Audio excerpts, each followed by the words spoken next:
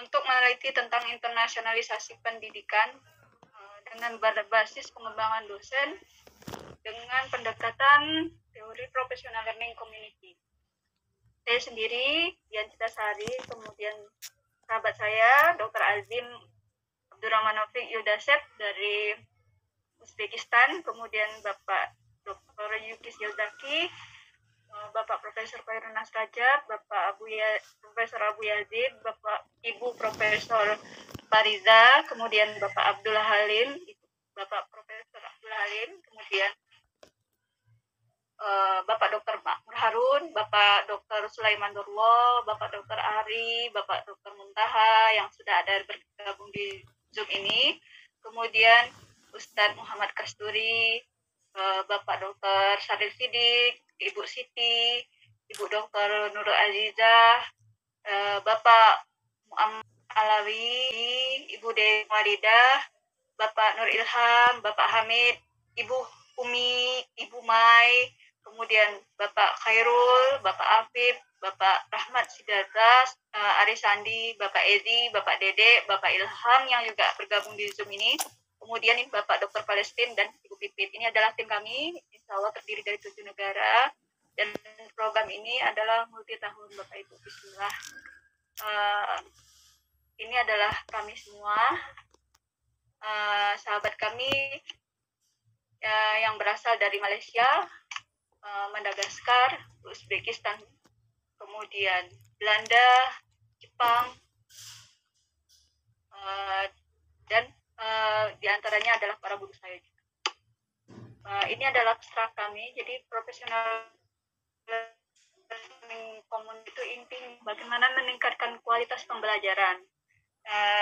Tema yang menjadi fokus penelitian kami hampir sama dengan apa yang telah disampaikan oleh Bapak Joko Suryono di presenter sebelumnya. Jadi kami melihat bahwa pandemi ini memberi tantangan yang besar dalam model pembelajaran, kemudian juga dalam pengembangan kapasitas dosen itu sendiri. Dosen dari 7 negara itu mempunyai spesifikasi pengukuran kompetensi yang berbeda-beda dan kualitas standar yang juga berbeda-beda. Karena itu kami juga menggunakan penelitian ini dalam bentuk kualitatif. Di sana ada tahapan sebelum turun ke lapangan, kemudian pemetaan fakta dan fenomena, kemudian analisis, dan terakhir itu kami evaluasi dan reporting. Adapun proses yang kami lakukan, kami mulai dengan survei di lapangan, kemudian kami melihat beberapa terutama dari tim inti kami yang dalam hal ini terdiri dari 26 institusi, mengalami fenomena yang berbeda-beda, dan kami melihat bahwa di dalam konsep professional learning community ini ada namanya komitmen, responsibility, ya, komitmen itu, kemudian tanggung jawab, kemudian kolaborasi, kemudian di dalamnya juga sangat mempengaruhi yaitu kultur dan klimat. Kemudian di dalamnya kami juga melihat ada 3 faktor yang sangat menentukan, yaitu kepemimpinan, motivasi, dan fasilitas. Fasilitas dari masing-masing pimpinan di masing-masing institusi yang menjadi naungan tempat kami bertugas. Oke, kemudian Bapak Ibu kita masuk ke modelnya. Model yang pertama kami gunakan kolaborasi cycle. Di dalamnya ada desain, kemudian ada teach, ada akses, kemudian ada share atau pembagian, ya, penyamarataan pendapat, persepsi, kemudian refleksi, kemudian terakhir itu evaluasi. Evaluasi ini akan kami lakukan di menjelang tahun ajaran baru di tahun depan 2022. Adapun siklus dari professional learning community ini dimulai dengan empati. Kemudian ada selanjutnya masuk ke level relation atau keterhubungan. Kemudian ada connecting atau keterbukaan antara sesama tim. Kemudian ada akomodasi. Kemudian akan berlanjut di tahap akhir yaitu integrating atau saling mengintegrasikan apa yang menjadi potensi kami. Kemudian Bapak Ibu, di dalam lingkaran luarnya ada 5 faktor. Yang pertama, asesmennya. Yang kedua, approach. Yang ketiga, kontennya. Yang keempat, outcome-nya. Dan yang kelima tentu saja experience. Itulah yang menjadi faktor kesuksesan dari professional learning community. Ini adalah tahapan lanjut yang kami sedang persiapkan, bahwa di dalamnya ada international engagement. Di dalam siklus ini, kami akan mulai dari kapasitas siswanya. Jadi pengalaman siswa, kami lihat, kami petakan, kemudian kami tabulasi menjadi data dasar. Kemudian kami lanjutkan antar sesama institusi melalui community partnership. Di dalamnya ada MOU, kemudian ada program bersama, kemudian ada sharing diskusi, yang kami lanjutkan masuk ke tataran fakultas dan staf. Jadi kita dari tahapan bersama dengan teman-teman, kemudian kita bawa ke institusi, kita dudukkan secara resmi, kita masukkan ke dalam yang namanya Research and Graduate Program, ya, jadi program baku dari setiap institusi. Jadi luaran besar kami harapkan itu akan menjadi dongkrak, terutama tidak hanya bagi negara di Indonesia saja, tapi juga bagi sahabat-sahabat kita dosen di luar negeri untuk University Project. Jadi Global University Project ini adalah sebuah program di bawah UNESCO yang sudah di-launching tahun 2014 dan nanti NTLP-nya sampai 2023. Di dalamnya itu ada tentu saja perankingan untuk universitas-universitas dengan tahapan dunia.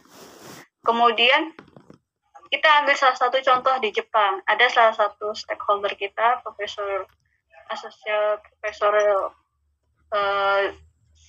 Ahmad Shiozaki. Nah, beliau itu yang membuka kayaknya slide-nya tidak bergerak tuh, Bu Dian. Bagaimana pendidikan slide-nya tidak bergerak, Bu Dian. Oke. Iya, Bapak.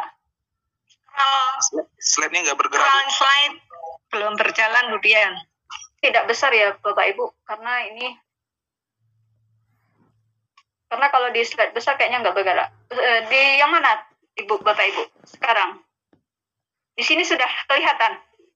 Di abstrak, Bu Dian. Bu. Oh, di abstrak.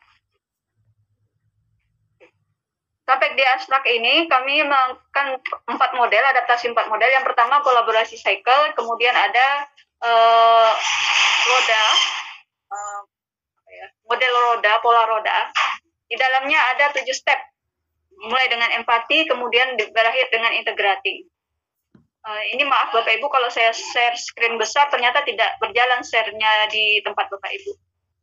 Kemudian ini adalah model yang NTLP akan kami lakukan di 2022.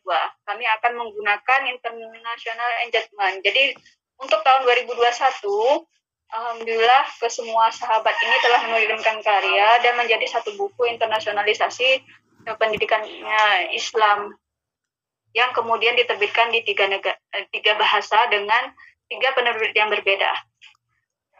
Di dalamnya kami menjadikan akumulasi awal untuk program 2022.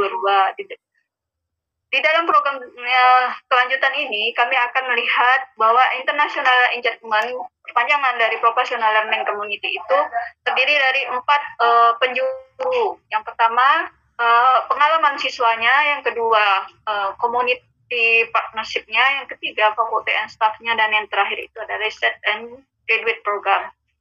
Ini akan bermuara pada Top Global University Project, pentolan dari UNESCO program di tahun 2014 sampai 2023. Di dalamnya itu tentu saja ada perankingan universitas dunia, tetapi kami juga belajar dulu dari awal, terutama dari sahabat kami di Jepang, itu Profesor Ahmad Shiozaki, tentang bagaimana Jepang memulai program dengan 30 proyek dulu. Kemudian inventing menjadi beberapa inkubator. Jadi dari 30 program university di Global University Project UNESCO yang dicanangkan di Jepang, itu kemudian menjadi inkubator yang hampir saat ini universitas di Jepang itu telah banyak yang memasuki World Ranking University. Nah, ini adalah model akhir. Ini adalah buku kami, Bapak Ibu, buku yang sudah kami mendapat hak ciptanya di DJKI. Jadi ini adalah perpanjangan program yang NKP terus menerus, dan kami mohon doa Bapak Ibu serta masukannya agar kedepannya lebih banyak sahabat berkarya dan memberikan perannya ke dalam dunia pendidikan ini. Terima kasih Bapak Ibu, ini yang bisa saya share. Assalamualaikum warahmatullahi wabarakatuh.